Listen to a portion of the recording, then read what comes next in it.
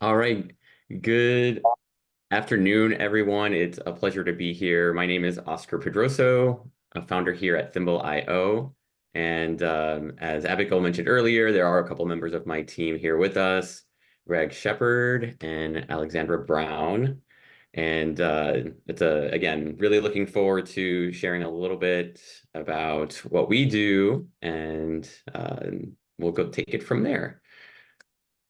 So a little bit on so this presentation actually fortunately came together with the help of Alexandra, who we also call Alex. I really wanted to give her some credit here by just sharing a little bit about her background.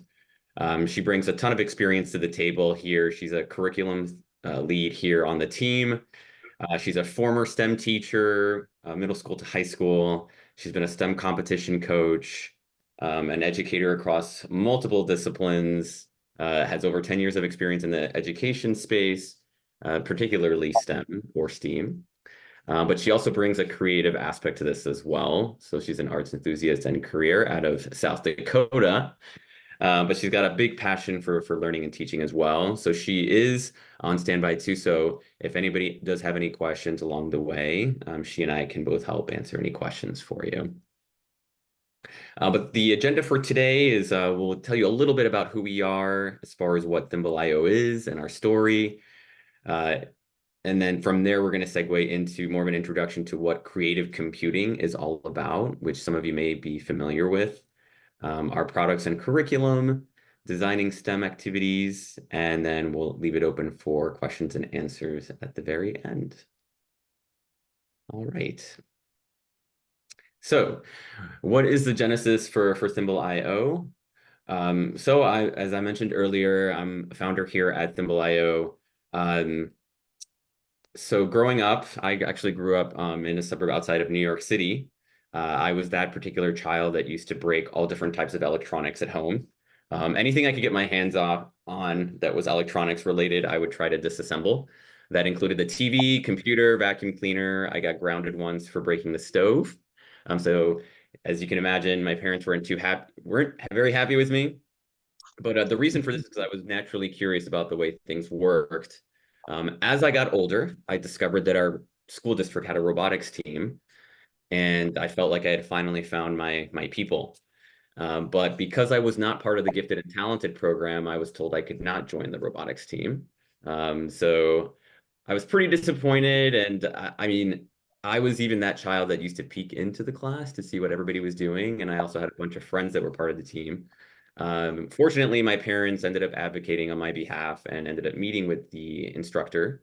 And fortunately, I was given a chance to join the team. And by my junior year, I'd won several competitions. And then by my senior year, I became a program officer, and we abolished that ridiculous requirement that you needed to be part of the gifted program to be part of the team. So as an adult, I'm always a big advocate of creating inclusive programs for kids, because you never really know what their superpower is going to be along the way. So we created Thimble with the belief that every child, no matter who they are, where they're from, should have access to solid, high quality STEM education. And that doesn't include just playing around with Legos. It involves playing with sophisticated electronics, advanced coding, put them on a path that at least gets them to consider subject areas in school and hopefully a career path in STEM. So that was a little bit about where Thimble.io comes from. And for those of you who are curious about the name Thimble.io, that was actually the name of our robotics team. I'll share the inside joke another time. But for now, that's where the name comes from. So for those of you that are maybe not familiar with with creative computing, we're going to shift now to diving into what that actually means. And I know I think I hear a little bit of sound there. So if for those of you that don't mind muting, that would be really, really appreciated. Are you even, are you on? Is that it? Mute for you. All right, thank you. All right, excellent. So I always like to start off with the concept of creative computing from what we wish we wanted to be when we were all young. I know that was something that we all thought about. I know when I was a small child, I wanted to be a variety of things. A doctor was one of them, but that changed to an astronaut, to eventually being a mathematician. But I think a lot of kids do end up becoming inspired at some point, especially when they were particularly young. These careers I find tend to gravitate around general careers such as business, law, medicine, um, banking, and I'll even throw sports in there. But what we're trying to do is we're trying to get kids to think a little bit outside the box, because there's a whole box of careers out there that kids just have no idea what's out there. So there's a statistic that most kids start to think about careers as young as 5 years old. And this makes a lot of sense for me because I was already telling my parents I wanted to be a variety of things when I was that age. So I want to stress this part because sometimes people tend to think that STEM is something that needs to be introduced when kids are a little older. But I usually find that by the time that kids get to middle school, kids have sort of formulated this opinion that STEM is not cool for whatever reason. So I'm always under the belief that you should definitely introduce STEM the younger the kids are. I always say, like, when they believe in Santa Claus, when they still believe in Santa Claus, I think is a really good time for them to be introduced to these type of careers. Now, especially that you have kids growing up with iPads at the age of 2, I think we're going to continue seeing generations of kids that are motivated to learn more about these technology disciplines early on. But one other question that comes up also is, do we feel like our education is adequately preparing us for a career in the future? And this is an important one as well, because while I've spent my time teaching, I also feel that schools can sometimes be 5 to 10 years behind the market. And that's evidence right now. I know right now we're hearing about careers in AI, cybersecurity, all different types of engineering. But are schools really preparing our kids to learn about these skills early on and then get them excited to potentially be put on a path to learning about these disciplines? I'm going to say the answer is no, and I think there's a lot that we could be doing to improve that. 75% of high school graduates are not ready to make college and career decisions. Um, Fortunately, like, because of this robotics team experience that I had, I knew that I wanted to pursue math. I discovered I was really good at numbers. And just think about for a second, had I not been on this robotics team, how different my trajectory would have been along the way. I don't know, right? But all I can say is I'm super fortunate that I had these type of experiences in school and that I was able to at least make up my mind that math would at least be one of those subjects that I would pursue in college. And then that led to actually my being a math teacher shortly after graduating from college. But it's not atypical for students to not know what they want to become. But again, if there's a way that we can improve that statistic, right, that I think that puts everybody on a better path. So how do we prepare students for the future while also fostering their interests and dreams? Well, I think one of those key answers is early exposure. Uh, Xavier Sambaila. Howdy. I think the earlier we can expose students to these type of skills when they're younger, the better. And we're not trying to force these type of skills and careers on students. We're just trying to get them to at least consider a potential interest and, as I mentioned earlier, a career path in this. So, ooh, let me go back. Sorry, I jumped a little bit. So creative computing, for those of you who may not be familiar with this term, it refers to the intersection of computer programming and creative expression. So we're combining different types of things to make a really unique experience. It sort of bridges the divide between technology and art. That's how I like to frame it. But this includes creativity, innovation, self-expression, and support in order to support future-ready students. And I'll give you an example in just a little bit, but this gives, I believe, kids a well-rounded experience while they're learning these subjects.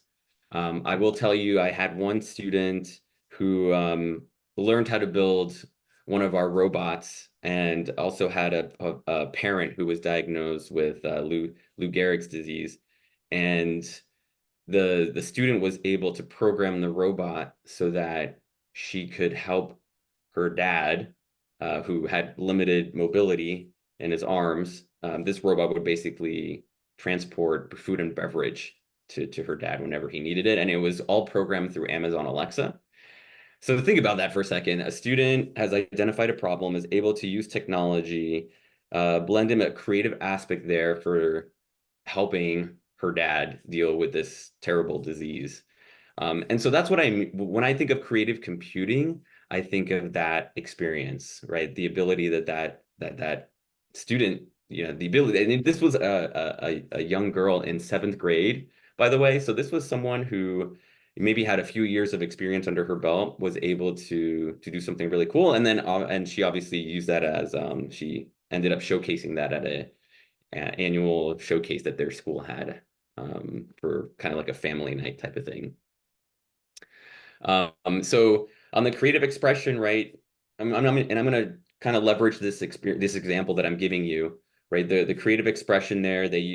She used imagination, creativity, artistic skills, communication, storytelling, emotional intelligence, and adaptability to come up with this overall solution that she created. But then she also used technology skills. So on the computer programming side, not only did she end up coding, she also had an algorithm in there. There was some problem solving, lots of critical thinking, lots of debugging and troubleshooting, right? So this wasn't an easy task. This was something that took a little bit, but with the right guidance and support, she was able to create something pretty magnificent.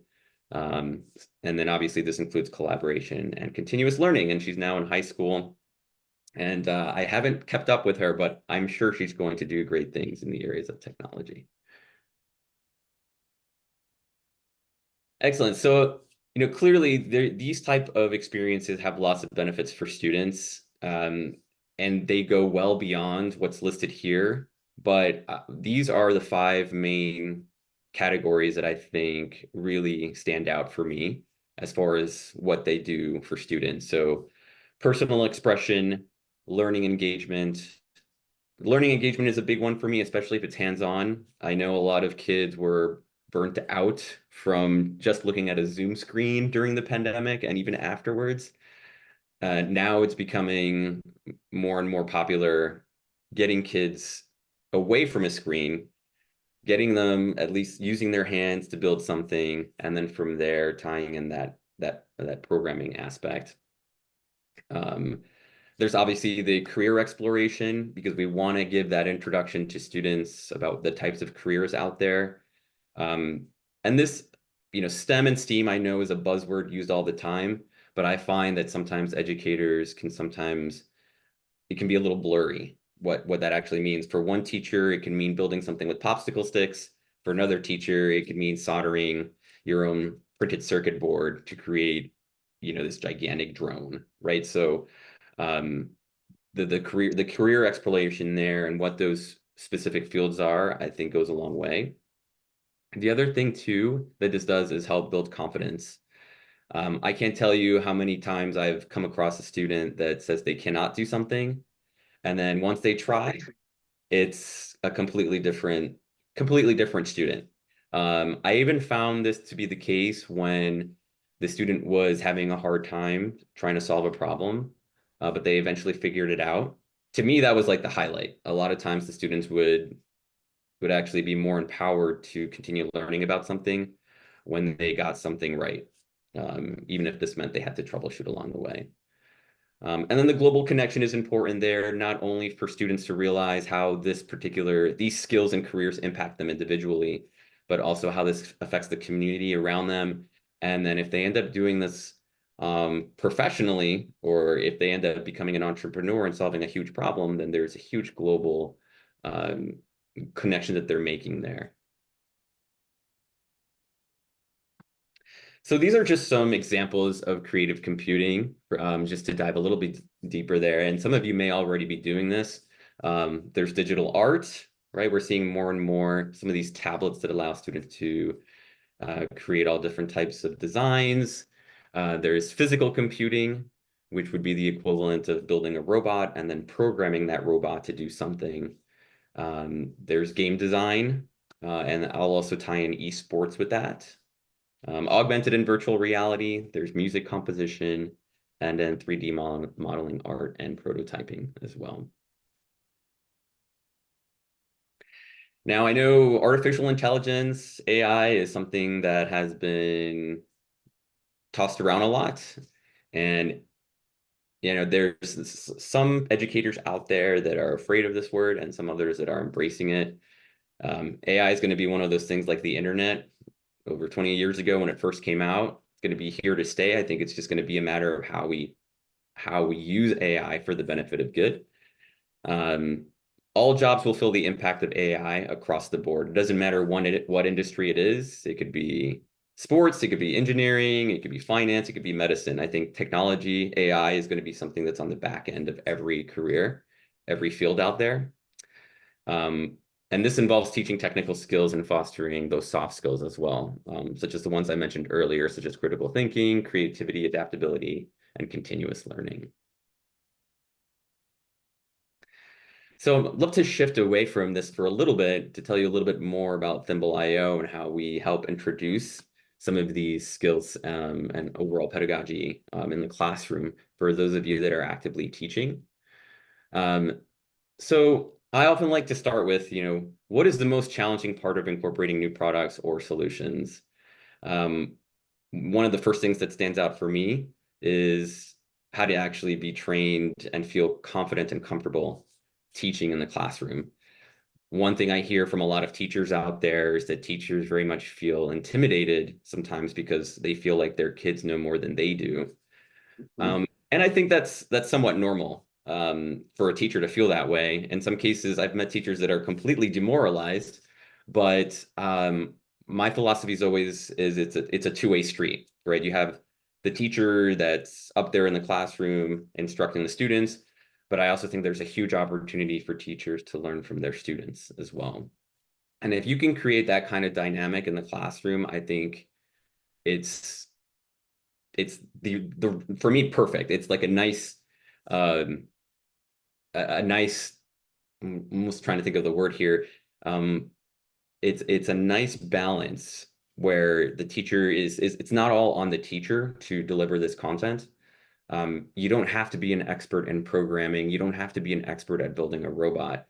I know teachers that are actively learning from their students, and to some degree, the students developed a huge amount of respect for the teacher.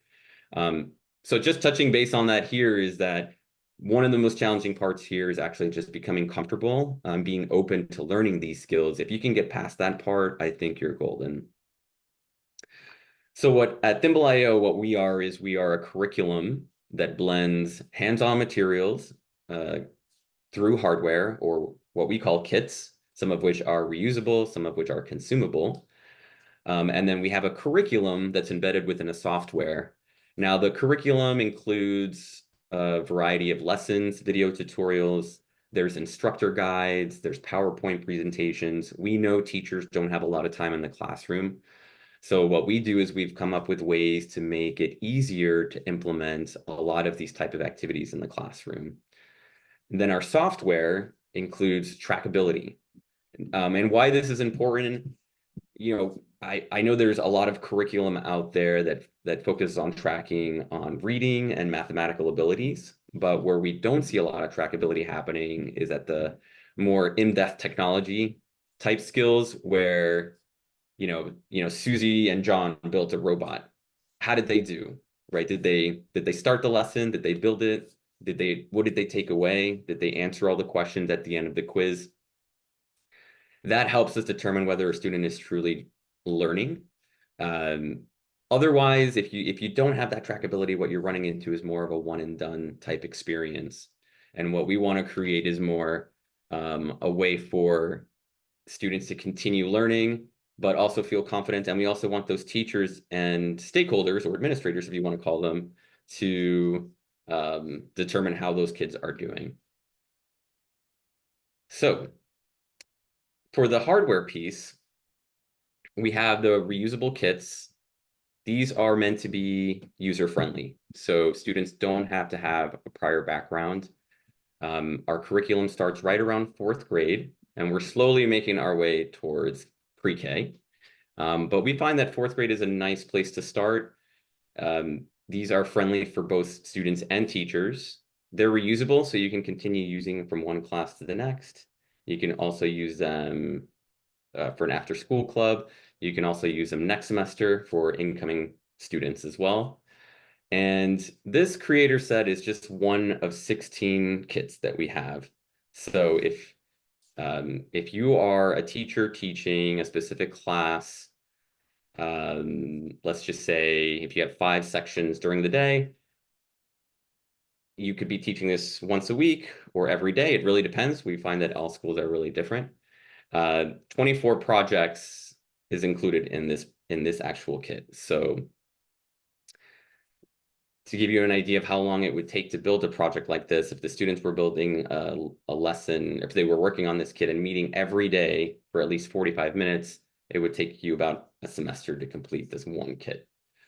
Now, if you're meeting less than that and technology is maybe offered once or twice a week, then it may take you a little longer than a semester to build something like this.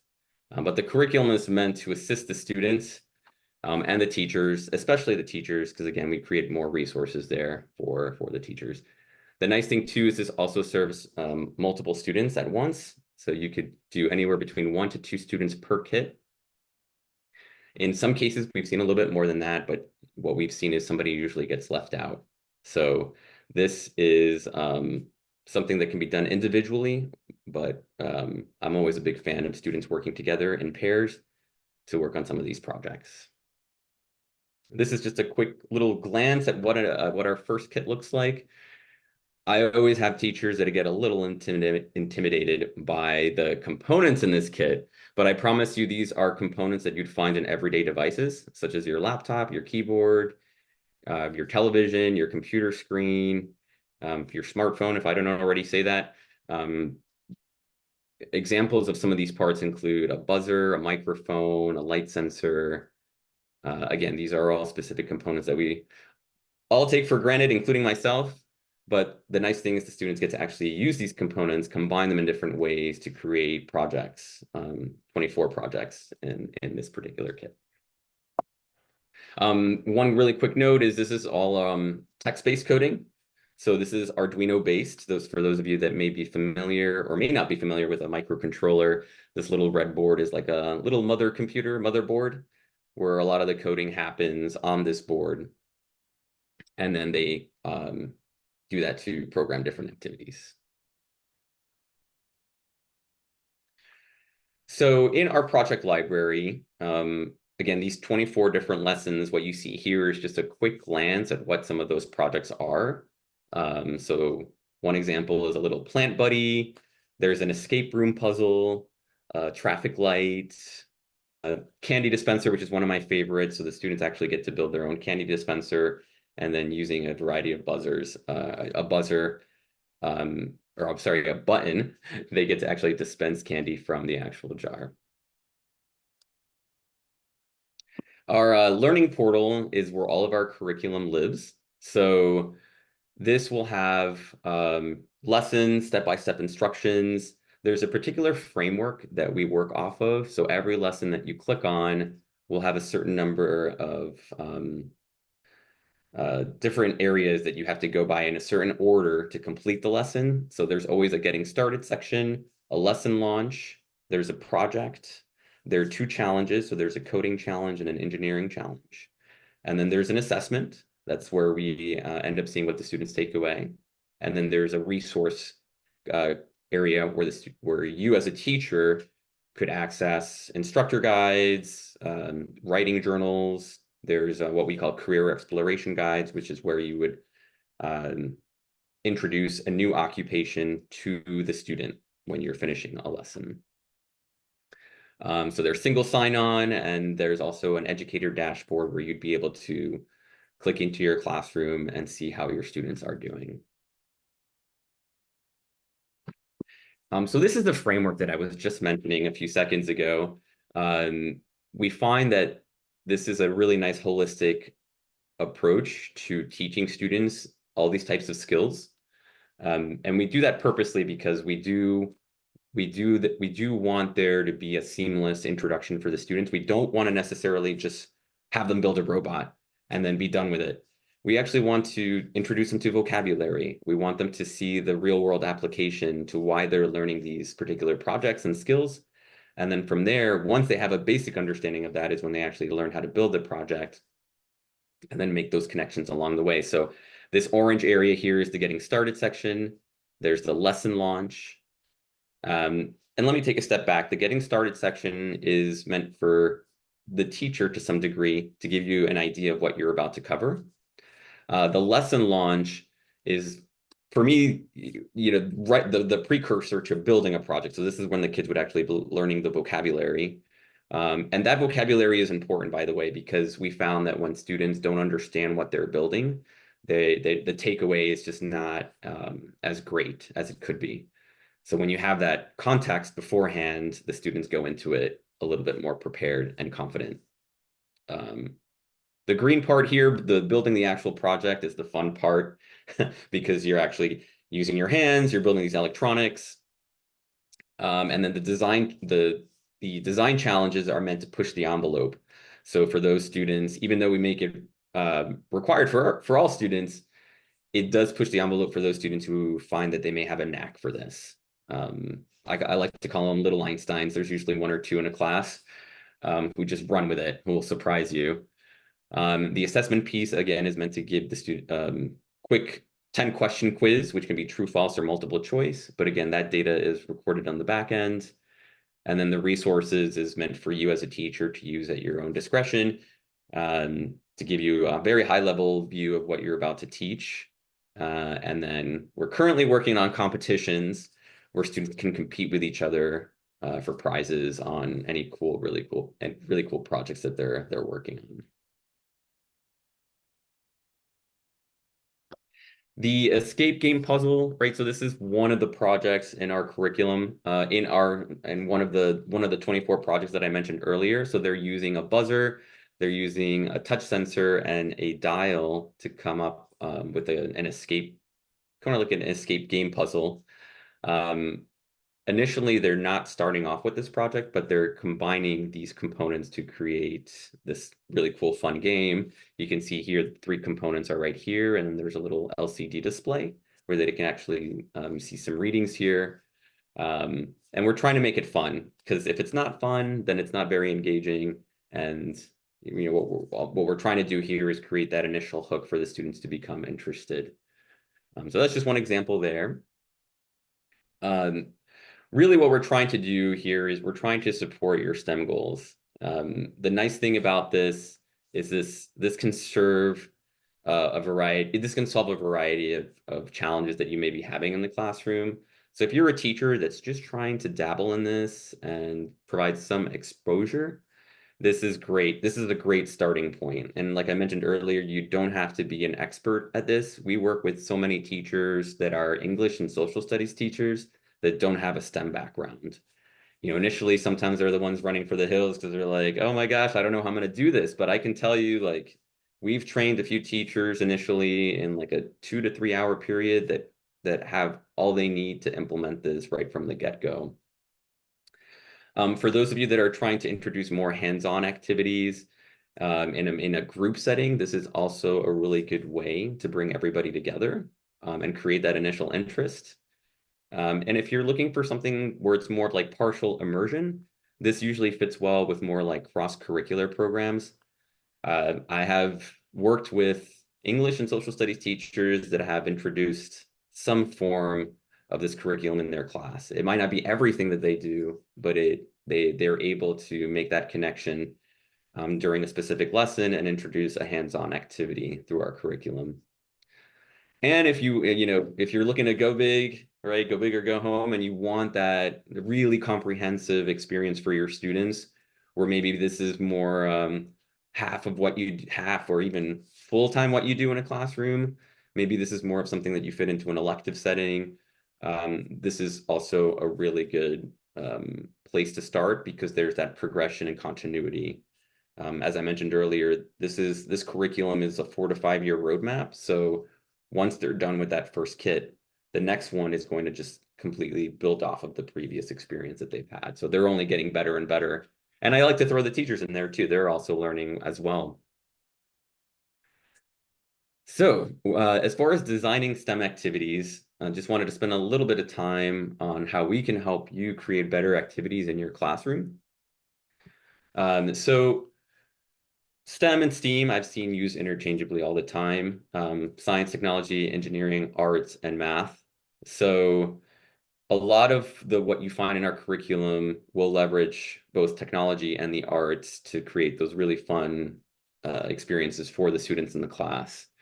And so it doesn't matter if you could be using our curriculum to provide these experiences for your students, but if you find that there are other activities that you're interested in doing with the students that sort of jump off of this part, I always recommend doing that. I'll go back to the example I mentioned earlier with the one student who built that robot for her dad who was diagnosed with Lou Gehrig's disease. Initially, when she started, she was only interested in building just a basic robot. And when she found out that she could program Alexa to bring food and beverage to her dad, who had limited mobility, her world changed at that moment, right? So again, that I think would exemplify everything here, where she used a little bit of science, technology, engineering. She used the arts, right? The whole Alexa piece for me was pretty brilliant. And then the math, right? She was actually doing some solving some functions within the code to make that happen. One thing I usually recommend for those of you that are already doing this in the class or are interested in introducing it this year or maybe during the summer and fall, you don't have to really try really hard. You can start super simple. A lot of times I like to recommend teachers starting with a basic theme or concept that they're passionate about. I'll use we find that, well, I'll go back to the example in a little bit, but we find that when the teachers align with a theme that they're really passionate about, it just becomes a little bit easier for them to implement in the classroom because they can talk about it, they're excited about it, and the students feel the same type of energy from that. The other piece too is identifying the technology that works for you. So obviously, right, there's a lot of technology products and curriculum out there. Ultimately, you want to find something that works for you personally. Obviously, I'm with Thimble.io, but again, I'm also a big fan of other products out there. So find something that works for you. What I can tell you is that we really care about the work that we do here. Again, I'm a former teacher, so was Alex. Greg even has some kind of education in his background as well. So we want to work with you to feel comfortable so you can have the best possible experience in the classes.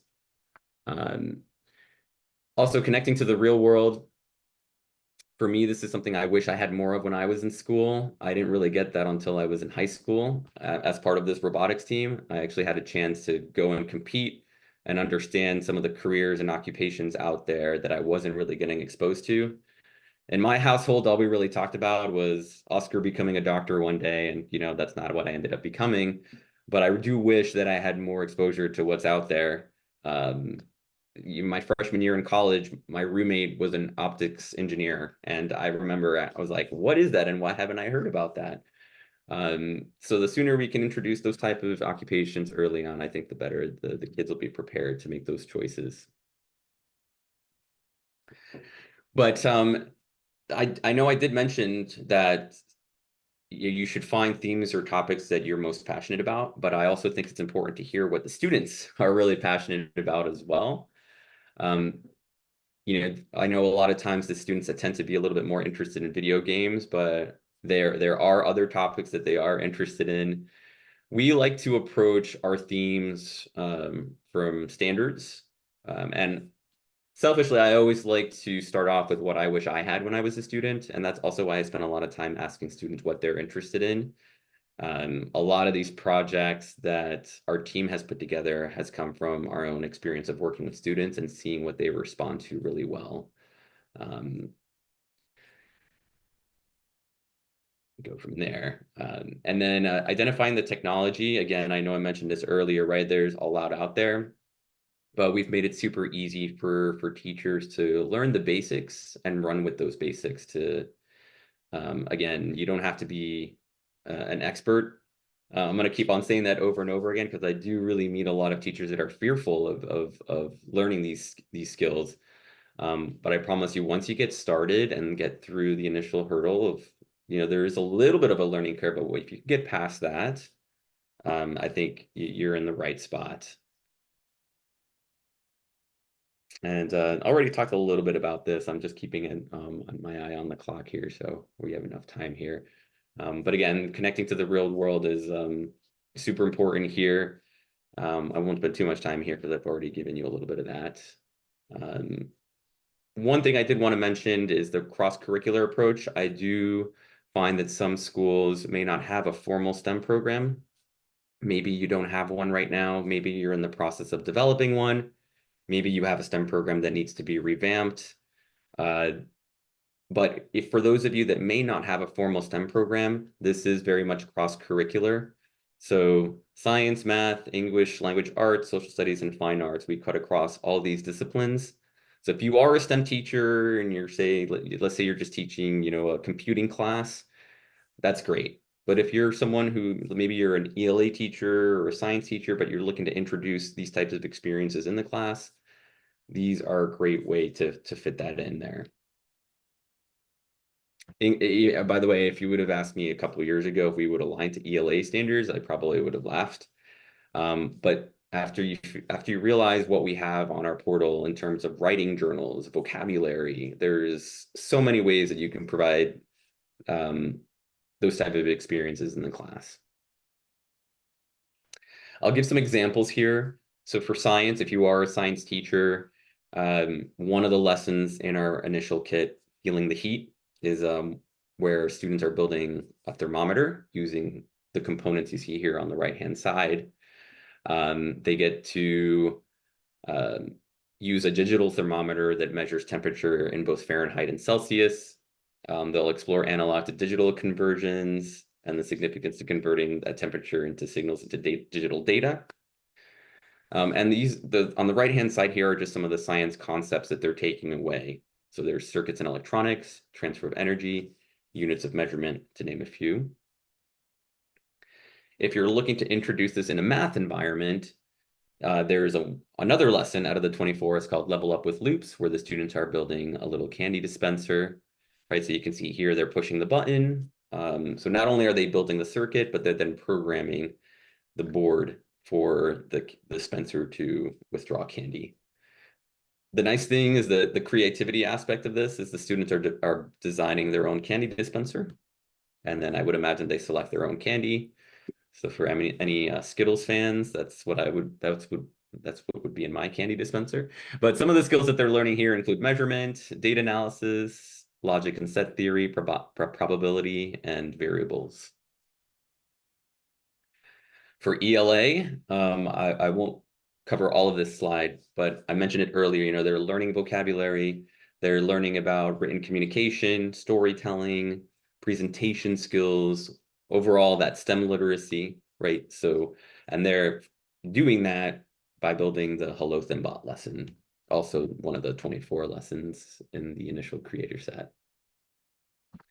And social studies. This was another one that I thought would have been difficult to align to, but when you really look at the type of content on our platform, you're learning about history of science, the cultural impact of technology, government and policy, and one of my personal favorites, innovation and entrepreneurship. I didn't really become an entrepreneur until my early 30s, and I could only imagine if I had learned early on what an entrepreneur does and what innovation meant at the time, I may have dabbled in it along the way early on. Fine arts is another one. 8-Bit Symphony is a really cool project in our curriculum that allows students to just use the buzzer, just that one component, to create 8-bit music. They start off with Twinkle Twinkle Little Star and then progress to playing all different types of 8-bit music. So for those of you familiar with Nintendo or Atari, which was mostly made up of 8-bit music, they get a little bit of that exposure there. Nowadays, I feel like all this video game music use like full production orchestras. But again, they're learning about music composition, music theory, expression interpretation, history of music, and so forth. So there's a lot for different kinds of students out there. So our big takeaways for creating success in the classroom when it comes to STEAM is to have these three things in mind. You want to make it relevant. We live in the generation that is on TikTok, YouTube, and countless of other platforms, right? So the more we can make it relevant for them, the easier to be to provide that initial hook to get the kids interested. You also want to make it inclusive and collaborative. So when you're learning together, you don't feel like you're in a silo. And if you can celebrate together when you get those initial projects up and running, the better.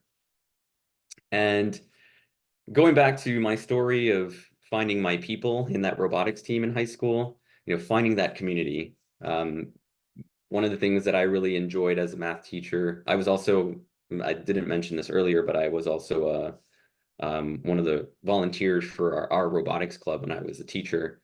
And I just found that when students felt like they were part of a community, they just empowered them that much more. So whatever you can do that in your own classroom, I'm not suggesting you should be a robotics coach or anything like that. I'm just saying the more you can create your own community in the class, the better engaged the students will feel like they belong to something. These are just some initial pictures of some of the work we've done in various classrooms. We do a lot of work here in the US. This is home for us, but we've also done some work internationally because the challenges that we see here around STEM in the US are very much challenges that other countries face. So this is something that we're also very passionate about. But I did want to open it up to questions and discussions. I know Alex I believe is still with us, but for any of those of you who have any questions, please feel free to jump in and or share thoughts or feedback. All open to it.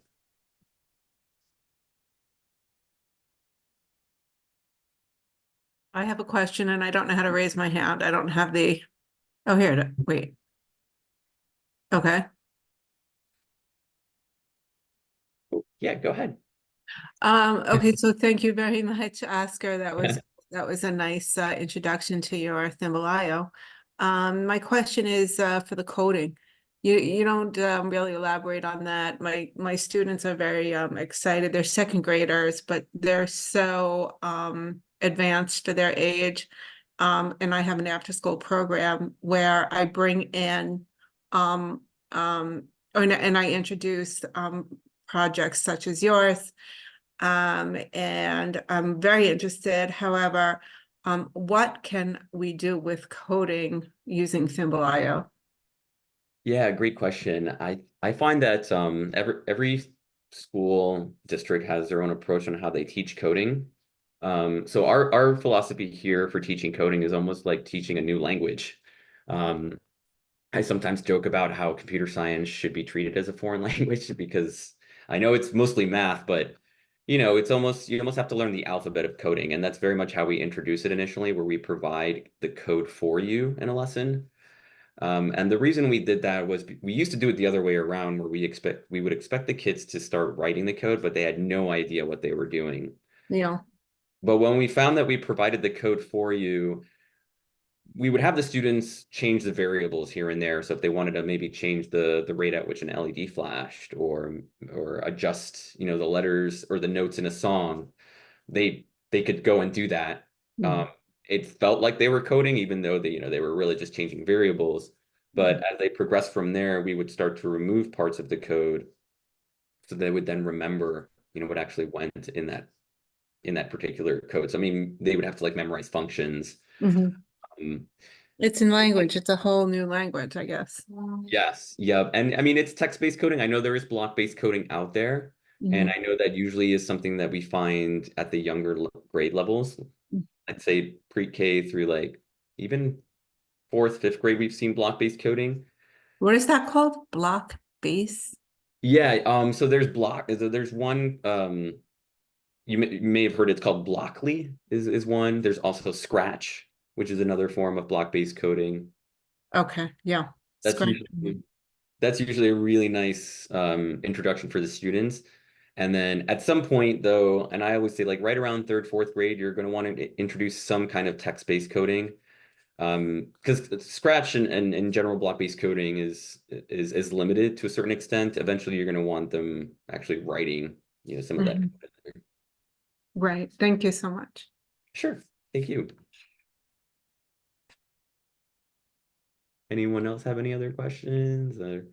Also, if for any of you who are currently doing anything in the class and you'd like to share it with others here, you're welcome to do that as well.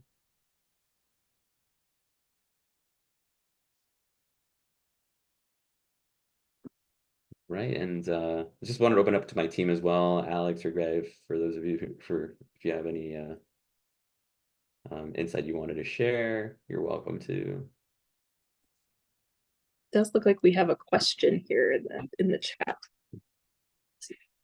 Yes, we got a question from Emily. Hi, Emily. The question was, did you talk about the cost of the program? I did not, but thank you for asking. So the kits are currently $105 a piece. They're reusable though, so when you're buying these initially, they can be used for an extended period of time. We've had schools that are in their fourth or fifth year using these, and they're easy to set up and break down. So if you have back-to-back classes, that's really nice. We also replace parts. We understand that sometimes parts can go missing, or the cables usually get swept up at the end of the day, and we're happy to send you replacements there. And then there's a cost to the software, and that's for an annual license per student. So that is $50 per student per year. You can reuse that license. So if you have like 2 cohorts of students any given year, you can reuse that license, let's say like spring. And then if you have an incoming or a new student in the fall, you can reuse that license however you'd like. We also have site licenses, which does drive that cost down. We usually start working with a school on a pilot basis. So you can start as small as you want and grow from there. And we like that because that usually gets a chance for us to get to know you. You get to see the response that the students have, in addition to how you respond to the program as well.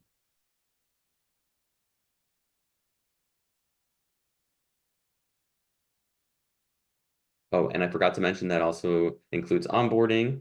There is professional development. It could be virtual or in person.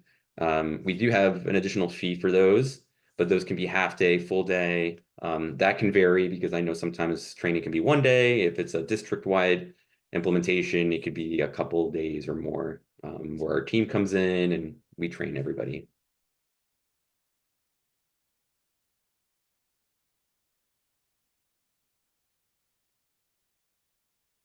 Any other questions?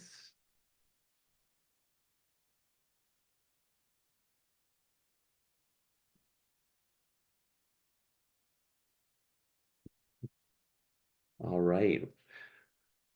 Well, oh, I guess there was a little bit of a recap here that I forgot about, but these are some discussion points. And I don't know, I know we have a few minutes left, but I'm going to lean on Abigail. Do we have time for these? If not, totally cool. Yeah, if you want, absolutely. Thank you, first of all, so much. This is great. You definitely have time for discussion points if people want to go through that. I'm going to share in the chat a post survey. It just helps both us and Thimble.io know what we can do better, as well as what other skills you want to learn about in these series, things like that. So I'm going to share that in there, and if you could do that before the end would be wonderful, but we can do these discussions while you're doing that. Definitely, yes. If you've been on this call since the beginning and you're curious about whether this may be a curriculum for you, some questions to sort of get you thinking about that. Think about what programs you're currently using at the moment, what's working, what's not working. Are there gaps in your current curriculum that are not being met? that's always a nice starting point for having a discussion with us. Sometimes if there's something, if there's a specific challenge, painful challenge that you just can't get past, maybe you're looking to start a new program, maybe you don't like what you're currently using, that can also be a good starting point. The world's constantly evolving, right? So maybe talking a little bit about how technology is changing, and some of the needs that are going to have to be met, just to improve the overall teaching environment. And if you've incorporated technology in your classroom, any tips or tricks to share? This is also a community, so it's not just me sharing, all the different things I have shared today. It's also about everyone here who can connect with each other. And that survey sounds great, Abigail. So I know if there's any specific topics you'd like to hear more about, or I would say keep that open-ended, because I always like hearing what teachers are currently working on in the classroom, how they're thinking, what their students are responding to. I'm always a big fan of that.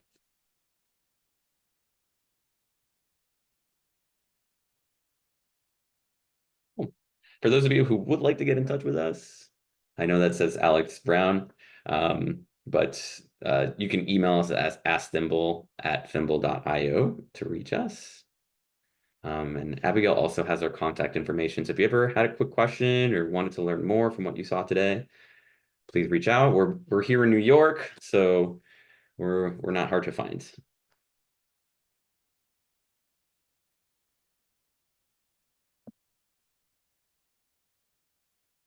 And it looks like Abigail has shared the link there. So,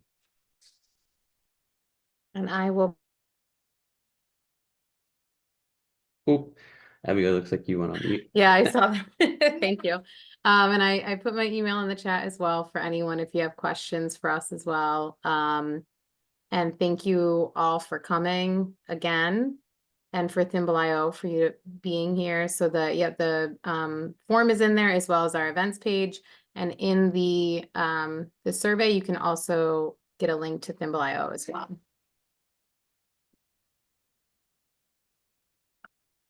Thank you, everybody, for Yeah, being thank here. Look forward to hearing from you, and hope you all have an awesome day.